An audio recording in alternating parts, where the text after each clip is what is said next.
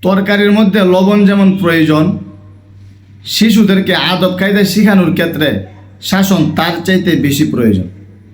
শিশুদেরকে মানুষ বানানোর জন্য, ছাত্রদেরকে মানুষ হিসেবে গড়ে তোলার জন্য শাসন করা, ধমক দেওয়া, যখন যেটা প্রয়োজন তখন সেটা দেওয়া তার চাইতে বেশি প্রয়োজন। কিন্তু আফসোস লাগে বর্তমান সময়ে ছাত্ররা যখন পড়া না পারে, দুষ্টামি করে বা আপত্তিকর কোনো কিছু করে, যেখানে তাকে ধমক দেওয়া দরকার কিংবা শাসন করা দরকার, এমন অবস্থায় তাকে ধমক দিলে, শাসন করলে অভিভাবকরা আইসা উস্তাদদেরকে ধমক দেয়, শাসন করে এবং হুমকি দেয়। একথা বলে যে আমার ছেলেকে আমি টাকা দিয়ে পড়াই, আমার ছেলেকে আমি মাস শেষে টাকা দিই, ধমক দেওয়ার জন্যে না, শাসন করার জন্যে না। যে আপনি বলেন তো, যেই তরকারির মধ্যে লবণ দেওয়া হয় না ওই তরকারিটা যেমন বেমজা বেমজা লাগে, হ্যাঁ বড় হইলে আদব কায়দা না শিখলে সেমন তো বেমজা বেমজ হইব, কেড়ে বুঝে না।